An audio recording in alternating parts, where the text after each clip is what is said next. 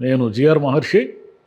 ముఖ్యమంత్రి జగన్ గారు ఈరోజు ఆయన బ్రేక్ తీసుకున్నారు. అంటే సుదీర్ఘంగా ప్రతిరోజు దాదాపు 3 నియోజకవర్గాలు చుట్టేస్తూ ఈ ఒక్కరోజు ఆయన విరామం ప్రకటించారు. విరామం ప్రకటించడానికి కారణం ఏమిటంటే ఈరోజు ముఖ్యమైన పార్టీ ముఖ్య నాయకులతో ఆయన సమావేశమై అసలు మొత్తంగా ఎన్నికల పరిస్థితి ఏమిటి, ఏ ఏ నియోజకవర్గాల్లో ఏమి, ఎక్కడెక్కడ మనకు బలం ఎంత, మన బలహీనత ఎంత, లోటుపాట్లు ఏమిటి, వైఫల్యాలు ఏమిటి, అటువైపు వాళ్ళ స్ట్రాటజీస్ ఏమిటి, మేనిఫెస్టో ప్రభావం ఏమిటి, టీడీపీ మేనిఫెస్టో ప్రభావం ఎలా ఉంది, మన మేనిఫెస్టో ప్రభావం ఎలా ఉంది, ఇవన్నీ కూడా ఆయన చర్చించబోతున్నారు.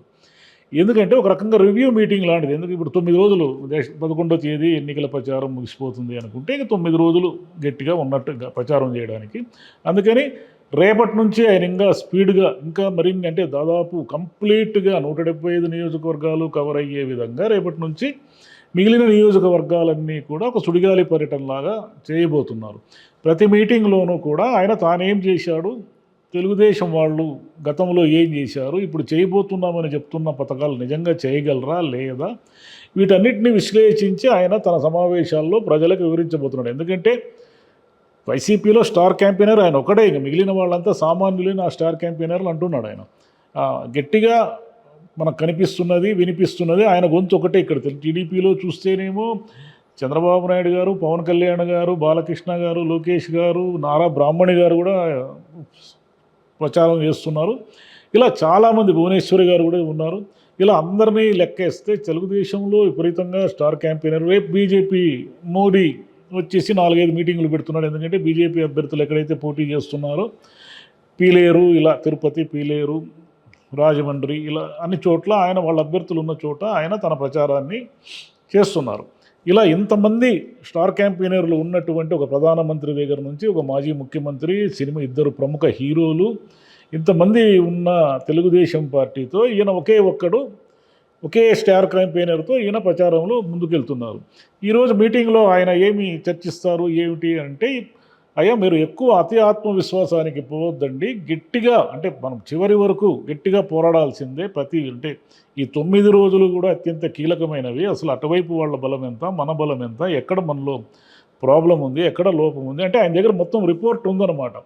ఏ ఏ నియోజకవర్గాల్లో ఎవరు బలంగా ఉన్నారు, ఎవరు బలహీనంగా ఉన్నారు, ఎవరు సరిగా క్యాంపెయిన్ చేయడం లేదు, ఎవరికి వెనుకబడి ఉన్నారు, ఇలా అన్నీ చూసుకుని ఆయా సమీక్ష చేసి వాళ్ళకి దిశానిర్దేశం చేయబోతున్నారు. అంతేకాకుండా ఇంతకాలం సిద్ధం, మేమంతా సిద్ధం అని సభలు జరిగాయి కదా, ఇప్పుడు జగన్ కోసం సిద్ధం అని బూత్ కన్వీనర్లు అంటే ప్రజల దగ్గరికి పార్టీ నాయకులు వెళుతున్నారు. ఎలా వెళ్తున్నారు అంటే వాళ్ళు ఒక జగన్ పథకాల వల్ల లబ్ధి పొందిన ఒక జాబితాను తయారు చేసుకుని, ఒక క్యాలెండర్ లాగా తయారు చేసుకుని దాన్ని జనం దగ్గరికి తీసుకెళ్ళి ఇటు చూడండి, ఒకసారి చూడండి, మీకు ఎంత జగన్ పథకాల వల్ల మీకు ఎంత లబ్ధి చేకూరింది, వైసీపీ ప్రభుత్వంలో జరిగిన అభివృద్ధి ఇది, మీకు నేరుగా అందిన డబ్బులు ఇవి, రేపు వాళ్ళు ఇవన్నీ చెప్తున్నారు కదా, ఇవన్నీ వాళ్ళు చేయలేరు, వాళ్ళు గతంలో కూడా ఇట్లాగే అబద్ధాలు చెప్పి మోసం చేశారు అని జగన్ కోసం సిద్ధం అని రేపటి నుంచి అంటే ఈరోజు స్టార్ట్ అయింది, ఈరోజు నుంచి జరగబోతూ ఉందన్నమాట.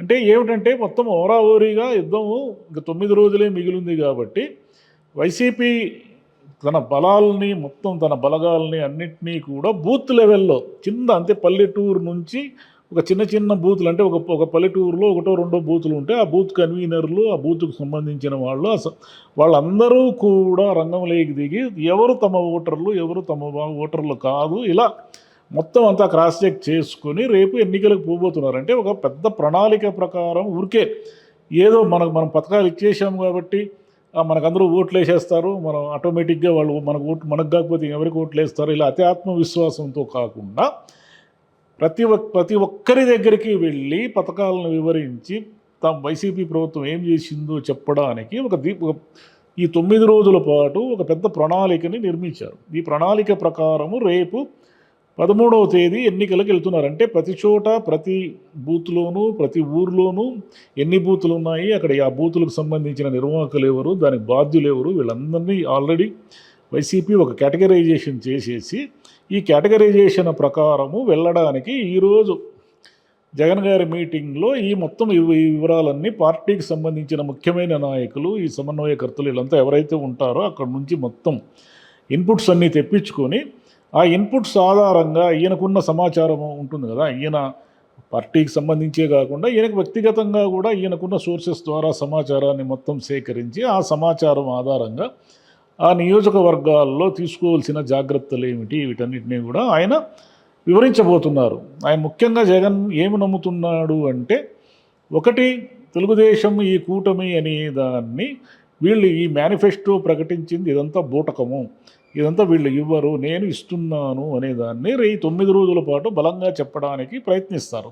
అదేవిధంగా ఆయన ఏమిటంటే ఈ ల్యాండ్ టైటిల్ యాక్ట్ అనేది ఒకటి తెలుగు వైసీపీ వాళ్ళు భూ కబ్జాలు చేసేస్తారు, ల్యాండ్ గ్రాబింగ్ చేసేస్తారు, ఇవన్నీ ఒక ప్రచారం జరుగుతూ ఉంది కాబట్టి దీనికి తిప్పి కొట్టడానికి, అంటే అయ్యా మీ భూములు ఎవరు ఆక్రమించరు, ఎవరు తీసుకోరు, ఇది సెంట్రల్ గవర్నమెంట్ పెట్టిన ఒక విధానం, ఇది ఈ విధానాన్ని యాక్సెప్ట్ చేయాలా లేదా అనేది ఇంకా గ్రౌండ్ లెవెల్లోనే ఉంది, దీనికి మీరు ఏమీ భయపడక్కర్లేదు, దీన్ని మీరు ఏమి మీ భూములు ఎవరో లాక్కునేస్తారు వైసీపీ వాళ్ళని భయపడక్కర్లేదని ఒక ధైర్యం చెప్పే ప్రయత్నం ఒకటి జరగబోతూ ఉంది రేపటి నుంచి. ఎందుకంటే అటువైపు విపరీతంగా, అంటే ఎవరికైనా తమ ఆస్తులు కానీ తమకు జీవితం అంతా కష్టపడి సంపాదించుకున్న ఒక 100 గజాల స్థలమో లేక ఒక పొలమో ఇవన్నీ కూడా ఎవరో లాక్కుని పోతారు అనే భయం ఏ ఓటర్నైనా కూడా తీవ్రంగా వేధిస్తుంది. ఎందుకంటే వాళ్ళు ఒక కొన్ని ఏళ్ల పాటు లేదా వాళ్ళ పూర్వీకులు ఇచ్చిపోయిన ఆస్తులు కాబట్టి ఆ భయం ఉంటుంది, కాబట్టి ఆ భయాన్ని ఇంజెక్ట్ చేయడం సులభం కానీ దాన్ని తొలగించడమే కష్టం.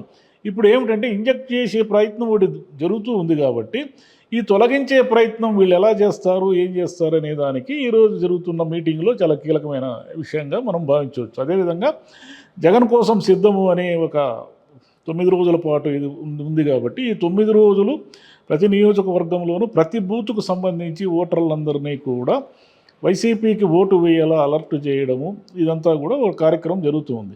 దీంతోపాటు రేపటి నుంచి ఆయన ఈ మిగిలిన రోజులన్నీ కూడా దాదాపు 3-4 నియోజకవర్గాలని బస్సు యాత్ర ద్వారా ఒక చుట్టేసి మొత్తం 175 కవర్ చేసే ప్రయత్నం ఒకటి జరగబోతోంది. ఇప్పుడు ఇది అజాన్ టుడే అయితే వైసీపీలో జరుగుతున్న ఈ ప్రచార కార్యక్రమం ఇది. Thank you.